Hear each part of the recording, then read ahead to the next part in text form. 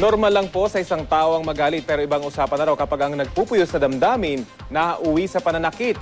Ang mga taong hirap sa pagpipigil ng galit, mainam daw na kumonsulta na sa eksperto. Balitang hatid ni Sherry Ann Torres.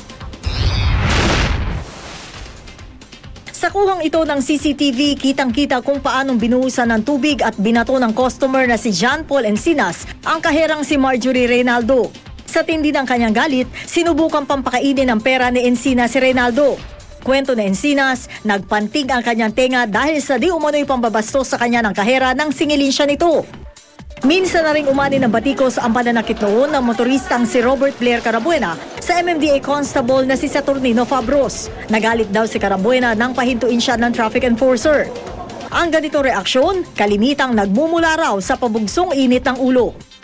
Ayon sa isang eksperto sa anger management, natural lang naman na magalit. Pero iba na raw ang usapan pag kinain na ng galit ang isang tao at nanakit. When there's an anger management problem, it's the anger that starts controlling the person.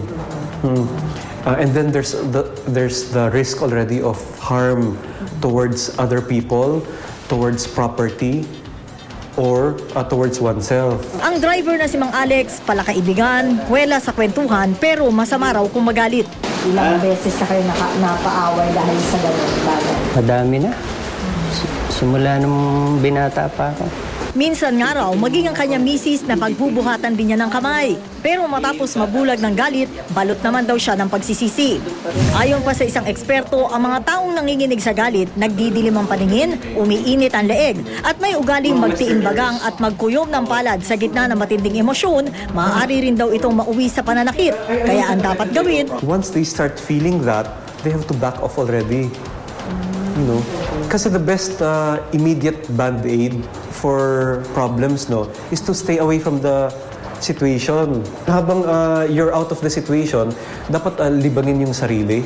May ilan namang idinadaan sa kakaibang paraan ang pagpawi ng sama ng loob o init ng ulo. Gaya na lang sa restaurant na ito sa Tarlac, kung saan ang inyong bad trip pwede raw mawala sa pamamagitan ng pagbabato at pagbabasag ng pinggan at iba pang bagay.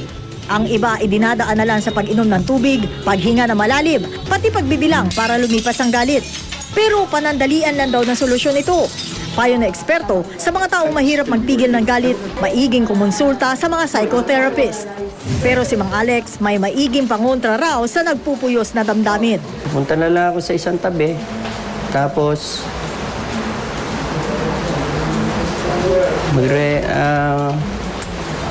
magdadasal. Sherry Ann Torres, GMA News.